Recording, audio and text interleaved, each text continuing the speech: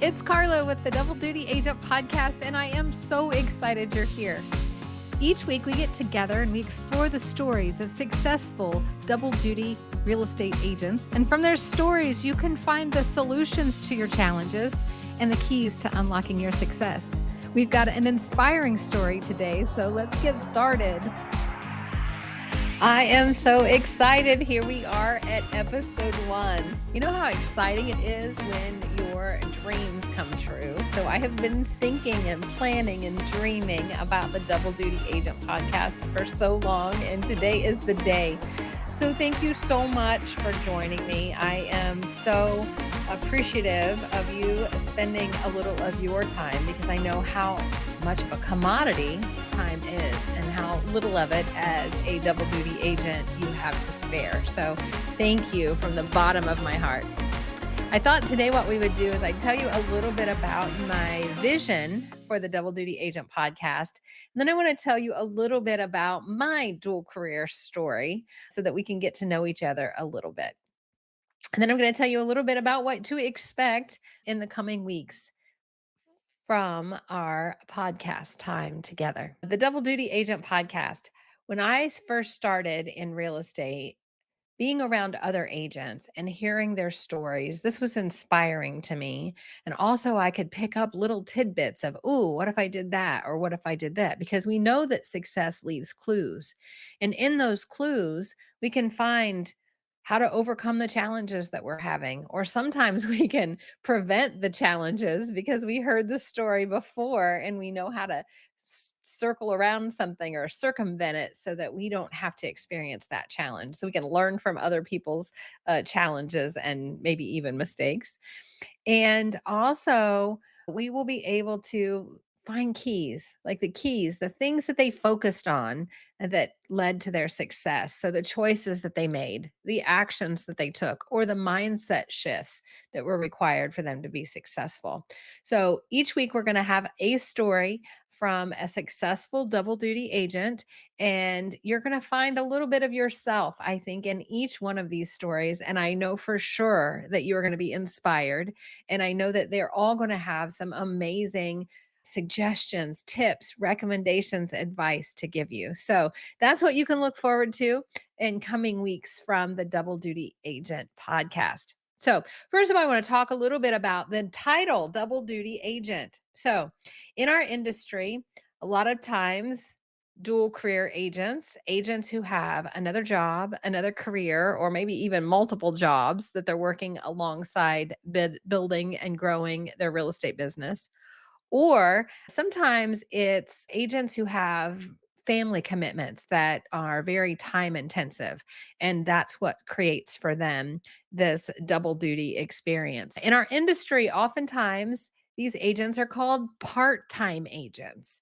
And I don't like part time agents because I'm not even sure what that means. Sometimes they're called dual career agents, which makes sense, but that's not always a career. Again, it could be taking care of your family that is the time commitment that makes you double duty. And so that's how I landed on the title, double duty agent. Plus, it sounds cool, doesn't it, to say I'm a double duty agent? When we don't want to be a secret agent, we know secret agents, those are the ones that don't tell anybody they're a real estate agent, and it's really hard to get business that way. So this is not a secret agent. This is a double duty agent. So I want you to put that badge on, put that cape on. It sounds like a superhero, and you are a superhero. So put that cape on and be the double duty agent. I love it. Or the little fedora or something. Probably need to come up with some cute little logo with a somebody with a fedora on. I don't know. So, anyways, that's the double duty agent. And if you are one, then here's what I know. It's hard. It is hard. We always say that in real estate, it's super simple to be successful. It's just not easy. And that's true for all real estate agents. But if you are a double duty agent, it's still simple to be successful in real estate. It is just super hard. And you're going to have to probably make some sacrifices. Unfortunately, you're probably going to have to make some sacrifices along the way. I said it earlier, time is a commodity and we have a limited amount of it every day. So we're going to figure out, in the time that you have available to you exactly what it is that you can do. I call this concentrated action in my coaching program, and that's exactly what you need to be. I'm going to tell you a little bit about my story in real estate, and I'm going to point out to you that concentrated action along the way. All right, I want to tell you a little bbit about my story. So I'm going to tell you that my story is one that's as old as time because old is a key feature of my story in and of itself. What happened was I turned 50. Crazy. I turned 50. When I turned 50, I looked up and I realized that I had been a single mom. I have two amazing children, and they were off adulting and didn't need me quite as much. And they had been my purpose for such a long time. I was working in a consulting business. So I was a property tax consultant. I used to say it's not as bad as it sounds. And now I'll tell you, it probably always was as bad as it sounds. My clients owned commercial industrial real estate. And I filed appeals with the government to lower their property taxes. So it was very adversarial. It required travel, so I traveled quite a bit, and it was really challenging. It was demanding, and it was about a 50 to 60 hour a week commitment every week. But that career had done wonderful things for me. It had helped me raise my children. We'd had some amazing experiences. I was able to give us all the life that I wanted my children to have. And it was a really, really wonderful industry with a lot of amazing people that I had the fortune of spending time with and being friends with and going on adventures with. That all came from that career. But I looked up and I was really unhappy. I got to the point where Monday used to be, and it currently is, my favorite day of the week. But I had looked up and I was dreading Mondays. Every Sunday, I just couldn't stand the thought that tomorrow was Monday and I had to jump back in. Has anybody ever felt that way? Like you don't like Mondays? I love Mondays now, and I love Mondays before because Mondays is the day where we have all of the potential for the week, right? So I love Mondays, but I had woke up that day and realized I hated Mondays and I didn't like hating Mondays. So I had to figure out a solution. Wasn't sure what that was going to be. So I hired a life coach. If you guys have a coach, you know how important any coach is because they help you think things about things just a little bit differently. And that's what my life coach did for me. So we started exploring this concept of purpose and why. And what I realized was that I had lost my why. I was doing the job and I was doing the job for the sake of doing the job. And that was pretty much it. And without passion, there just wasn't any excitement or happiness in what I was doing. So we worked on crafting a personal mission statement. My personal mission statement is that I want to provide service, meaningful and significant service to others. And so that's the path that we headed down. And when we took a look at that, we decided that maybe residential real estate made sense. It was going to use some of the skills that I had and some of the knowledge that I had from what I had been doing for 25 years. And hey, I loved houses. I love my house. I love decorating my house. I love other people with helping other people with their house. So this seemed like a really good fit. So I went to real estate school and I passed that test and I got my real estate license. Now, along the way, I started researching because I knew I had to have a managing broker. And I knew that I couldn't do this alone, even if I didn't have to, because I have this 50 to 60 hour a week job that I'm doing.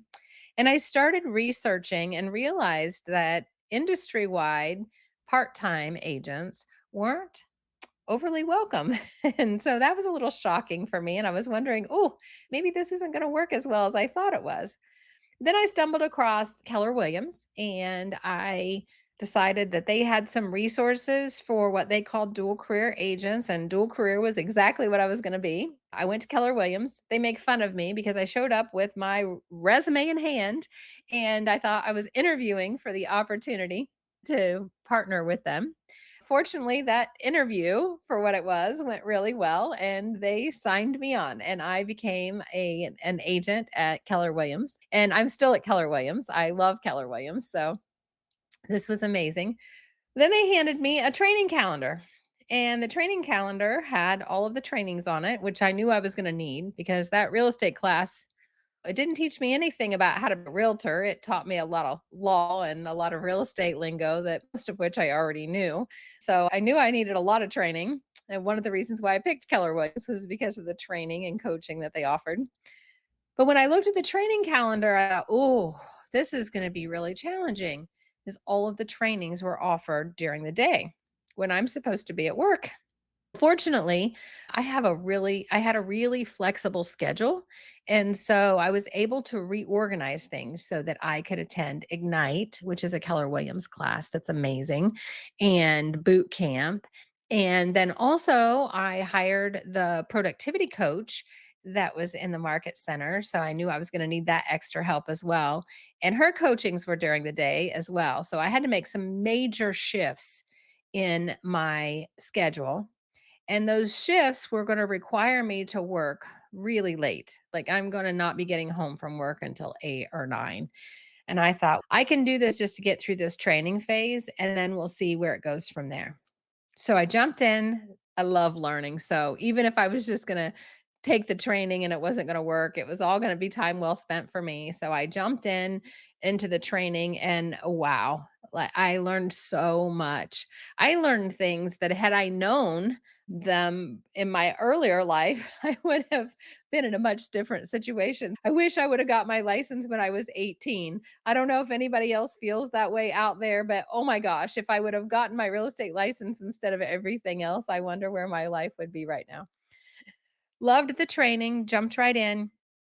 However, I had this lingering thought in my head. And this thought was every time they say, put everybody you know into a database, call them and tell them you got your real estate license and find out if they know anyone who needs your help. I panic because everybody knows me as a property tax consultant, and I'm 50. I am old. The thought in my head was that, what is the adage? Old dogs don't learn new tricks. And that's what people were going to believe. Now, I knew I was learning and I knew I was capable, but I wasn't sure that other people would give me the chance. And I was really afraid to call my database. Anybody out there? Do you have that feeling? Do you think about that often? Here's what I know is we make up stories for other people. I had already decided for them how they were going to feel about me. I didn't even get to give them a chance to ask them. And I carried that limiting belief around with me for quite a long while. Now, with my family and friends, this changed really quickly when one of my friends bought and sold a house without me. And I realized that it was my fault because I hadn't called her to make sure she knew that I would love to help her if she had a real estate need. So I missed out on helping her, and a really nice commission, by the way. That was all on me. And that was a learning opportunity. That's called failing forward, right? We make mistakes, we fail forward, we learn lessons, and we move forward. So I started calling my database. My first transaction was actually for my baby brother. And I was very grateful that he let me help him and his daughter buy a house that she lived in while she was in college. Funny story there. When I asked for a review and a rating at the end of our transaction, my niece gave me a 4 out of 5 instead of a 5 out of 5 because she said that I could have known the area better. So it was about 2 hours away, and that's where she was going to college. And I was in my state, so I could help her. But yeah, I didn't know the area at all. But I always thought that was funny that my niece gave me my first rating, and it was less than stellar. So then I started calling my friends after I learned about the ones that I missed. And then I had two girlfriends of mine who had allowed me to help them sell their home and buy new ones. That was very exciting. And I kind of hit a dead end, right? I had called everyone that I knew, and I'm watching everybody around me and that are in the coaching program with me, and they are having closings and they're not dual career. And so that limiting belief enters my head. So now I've got the limiting belief that I'm old and nobody's going to think of me as something new. And now I've got a limiting belief that I'm part time, I'm dual career, and I can't do what all of these other agents can do. And this was about the time that my coach said to me, how about open houses? And I said, no, immediately. Without even thinking, I said, no, I don't want to do open houses. And she asked me a good coaching question. Tell me more about that. Why wouldn't you want to do an open house? And what I realized was I had never been to an open house. Not anytime I'd ever bought a house, I had never been to one. I didn't know what one was. So that weekend I went out and I visited 13 open houses and I realized that, well, open houses typically happen when are not my standard working hours with my other career. And open houses were going to be a way for me to meet people. And then most of the people coming to an open house, it seems to me, are thinking about buying a house, and some of them might have a house to sell. So I'm thinking, okay, maybe my coach is right. She usually was. She always was. So I'm thinking, okay, I'm going to do open houses. So I jumped in and I started doing open houses. Now, I did between 3 and 5 open houses every weekend because I needed to get concentrated on my action. At this point, I had realized that my prior career, frankly, it was sucking the life out of me. And anytime I did anything with real estate, I felt really alive and excited and energetic. And I really wanted to be a full time real estate agent. So I was going to have to figure out a transition plan. I worked with my coach and we put together a transition plan. And that transition plan involved 3 to 5 open houses every week. So jump into open houses and just look up. And we have this amazing thing at Keller Williams that's called capping. And for those of you that aren't a Keller Williams agent, the way capping works is that you pay your split to your brokerage, like we all do, but it's capped. So when you reach a certain amount that you've paid in for the year, you don't have to pay it anymore until the year starts over. So 6 months in, I had capped, and now I'm earning 100% of my commission. And that was very exciting. And I'm thinking, "Oh my gosh, I actually can do this. This is exciting." And with the help of my coach, we had been working through the limiting beliefs on being old and nobody taking me seriously because I was old. So things are working out. Things are working out really well. So much so that in my first year, I was rookie of the year. Rookie of the year in my market center, which was surprising, by the way. There were other agents that were full-time, and here I am part-time, dual career, and I was rookie of the year. I will tell you that's about the end of that limiting belief for me on being old because I remember walking back from accepting my award and walking back to my table and feeling embarrassed. And there was a part of me that was like, "Oh, come on, you just accomplished something amazing. Why do you feel embarrassed?" And that's where we really started uh, working through that limiting belief on being too old to be new at something. Because here I was, rookie of the year. That's new at something. So sometimes we just have to reframe those limiting beliefs for ourselves. What I've learned about limiting beliefs is that the first thing we have to ask is it at 100% true? And usually the answer is no, probably not 100% true, right? It's not 100% true. And then we go out and we look for examples. We look for examples where it's not true, and then we just change the way we phrase it, that we change the way we look at it. So when we change the way we look at things, the things we look at change. So here I am, rookie of the year, and I am going to release this limiting belief around being too old, at least for a minute. So about that time, I decided, okay, we're full steam ahead working towards transitioning to full time real estate. I'm doing open houses 3 to 5 a weekend. Second year in my business, I cap again in 6 months, and I am in the top 20% in my market center at the end of that year. I get asked to join the Agent Leadership Council, which is the agents in the office that help with the office leadership. So it was a leadership position and it was really exciting. I got asked to start teaching classes to other agents in the market center and found that I absolutely love teaching, which was very fun. I would have never thought that about myself. See, even at 50, you can learn new things about yourself. So everything's going really well, and I start transitioning. I am full time real estate. I go to Family Reunion, which is a Keller Williams annual conference in February of 2020. And that is my celebration. I am now a full time agent. My business is built on open houses, and I am a full time agent, and it is February of 2020. Does anybody remember what happened in March of 2020? Yeah, so transitioned out of my career. I have no more income coming in from that. I am doing open houses for my lead generation in my business, and COVID happens, and there is no more open houses for a while. And I'm not really sure how this is all going to work out. So I had to shift, pivot, and I started doing virtual video open houses, which were, big outside my comfort zone. And then the market center came to me and asked me if I would like to join the coaching program as a coach. And I was flattered. And I was thinking, somebody told me once that success happens when preparation meets opportunity and you're willing to say yes.